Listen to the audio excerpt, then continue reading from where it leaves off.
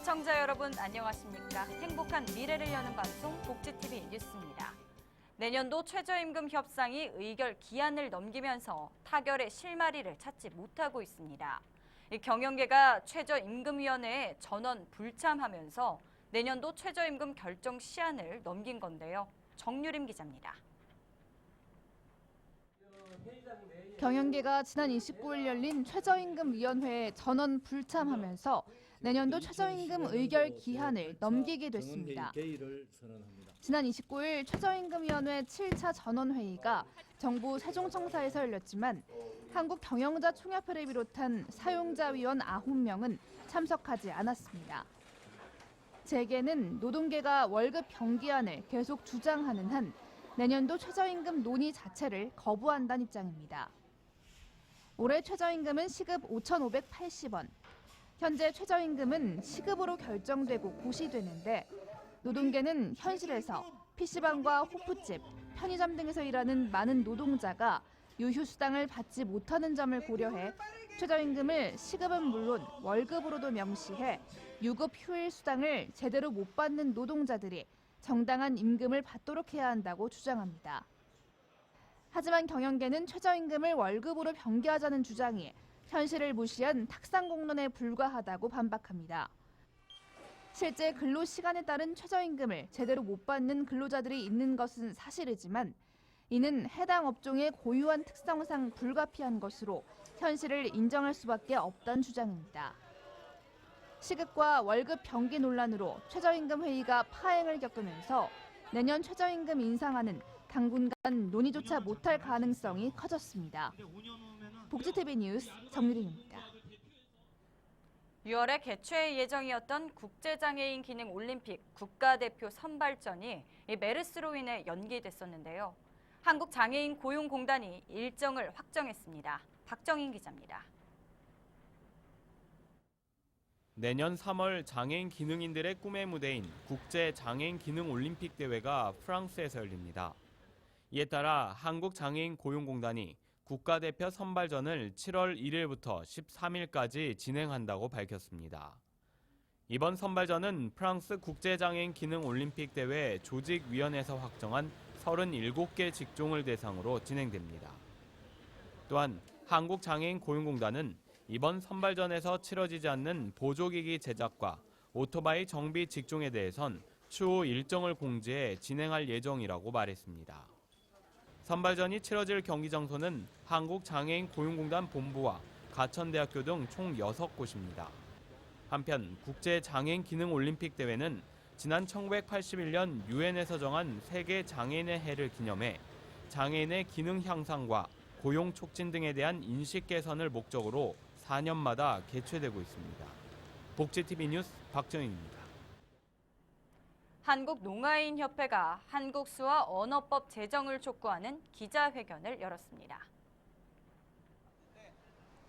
청와대 들머리에서 열린 이번 기자회견은 2년째 국회 교육문화체육관광위원회에 계류 중인 한국수화 언어 기본법 등 4개의 수화 관련 법안 제정을 촉구하기 위해 마련됐습니다. 이날 한국농아인협회는 대통령의 수화 관련 법률 제정에 대한 공약 이행을 촉구한 한편 한국수화 언어법 제정 요구서와 서명에 참여한 10,000명의 명단을 전달했습니다. 오는 9월부터 교통약자인 장애인은 하이패스 감면 단말기를 보다 저렴한 가격에 구입할 수 있습니다.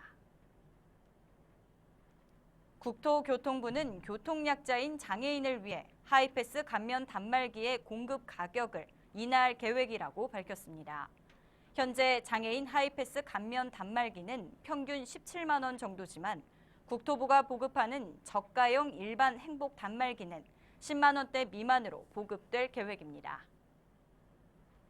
올 하반기부터 육아기 근로시간 단축 지원금이 인상되고 육아휴직 대체인력 지원금은 조기에 지급됩니다. 고용노동부는 일가정 양립을 위해 근로자의 육아 관련 지원 제도를 하반기부터 개선한다고 밝혔습니다. 주요 내용으로는 근로자가 육아휴직 대신 육아기 근로시간 단축을 희망하면 사업주에게 제공하는 육아기 근로시간 단축 지원금이 중소기업의 경우 20만 원에서 30만 원으로, 대기업은 10만 원에서 20만 원으로 인상됩니다. 이 밖에도 육아휴직 급여 지급 방식과 육아휴직 대체인력 지원 제도 등도 바뀌게 됩니다. 감기와 같은 급성 상기도 감염에 항생제를 처방하는 비율은 지속적으로 줄고 있지만 외국에 비해서는 여전히 높은 것으로 나타났습니다.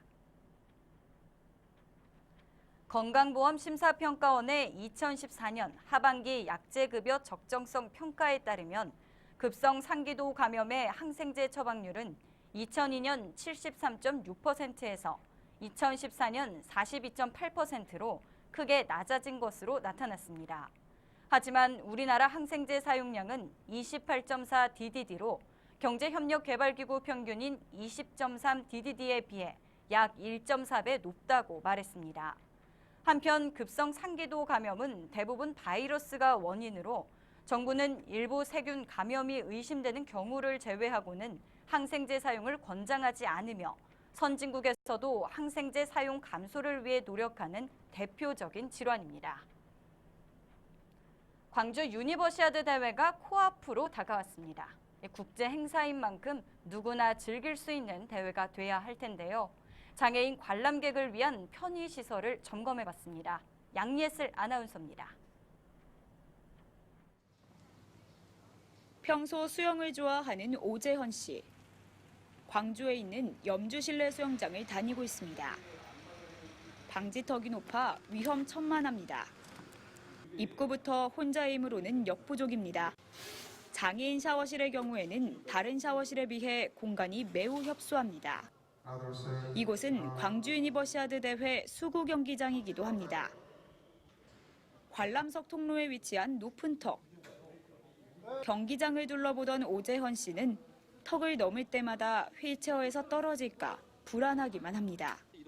주차 공간 또한 장애인을 비롯한 교통이동약자들을 배려하고 있지 못합니다. 유일하게 마련된 장애인 전용 주차구역 6면 중 2면이 행사를 위한 텐트로 자리를 차지하고 있습니다. 먼저 둘러본 염주 수영장뿐만 아니라 유대회 수영 경기가 열리는 신설된 수영장도 편의시설이 부족해 보이는 건 마찬가지입니다. 대회가 끝나고 바로 장애인들이 이용할 수 있게끔 시설 점검을 장애인들 장애 형태, 내용에 맞추어서 좀 이루어졌으면 좋겠다 이런 생각이 좀 듭니다.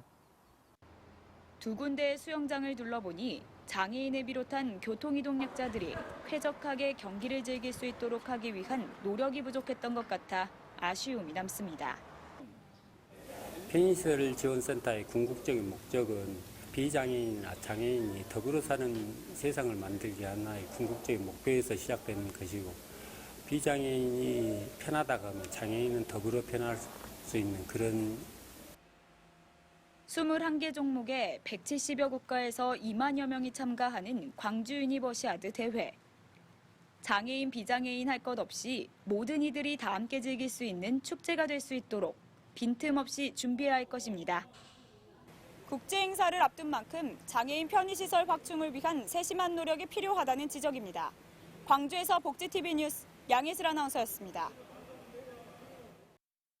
시장은 지난 29일 취임 1주년을 맞아 민선 6기 1년의 성과와 향후 시정 방향에 대한 기자회견을 열었습니다. 이 시장은 이날 직접 발표를 하며 지난 1년간 지속되는 경기 침체 등 여러 가지 어려운 여건 속에서 시민들과 함께 쉼없이 달려왔지만 아쉬움이 남는 부분이 있는 것도 사실이라며 포항의 미래를 위해 초심을 잃지 않고 시정을 꼼꼼히 살피면서 풍요로운 미래 포항을 설계하는 자세로 시민들과 함께 한 걸음씩 실천하는 시장이 되겠다고 밝혔습니다.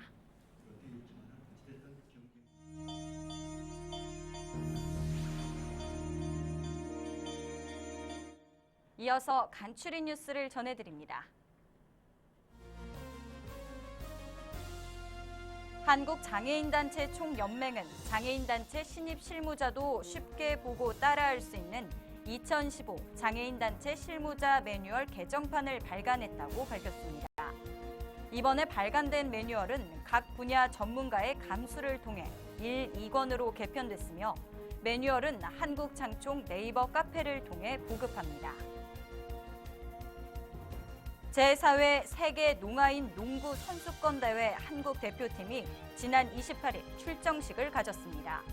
4년마다 개최되는 세계 농아인 농구 대회는 오는 7월 4일부터 12일까지 대만 타오위안에서 열리며 총 19개국이 참가합니다. 우리나라는 남자부만 출전하며 이스라엘과 터키, 베네수엘라와 함께 D조에 속했습니다. 서울 서초구가 장애인 이동에 불편을 주는 보도 시설물을 일제 조사한다고 밝혔습니다. 조사 대상은 관내 32개 도로 168km이며 7월부터 9월까지 3개월 동안 장애인 등 교통 약자들의 보행을 방해하는 보도의 점자블록 위치 부적정 및 미설치, 턱 낮춤 부적정 등을 함께 점검해 시정하도록 할 예정입니다. 지난 26일 전국 노점상 총연합 용인지역연합회 회원 100여 명이 관내 어려운 이웃들에게 써달라며 6개월간 모은 사랑의 저금통 96개를 이웃 돕기 성금으로 기탁했습니다. 전달받은 성금은 경기사회복지 공동모금회를 통해 용인 관내 저소득 주민과 사회복지시설에 배분될 예정입니다.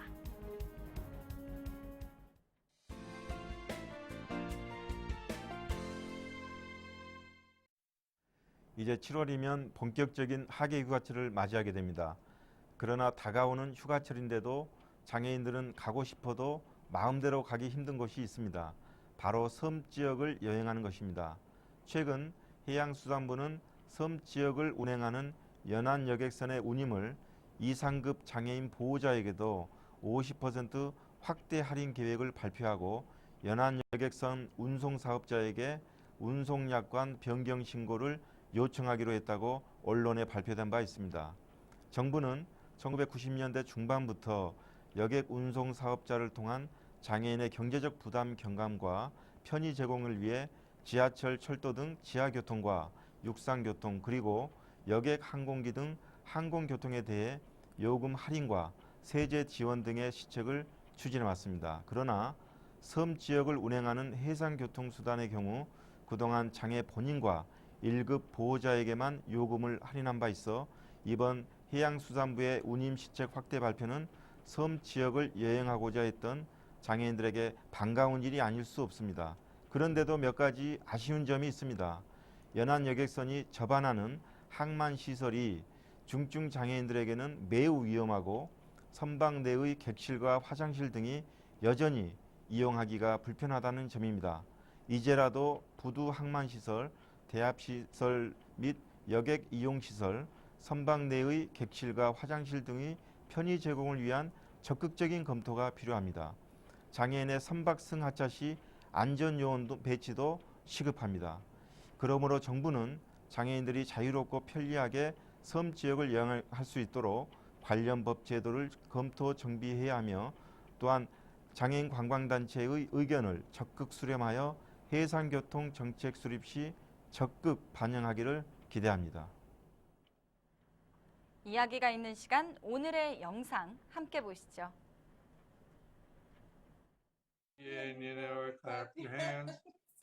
If you're happy and you know, clap your hands.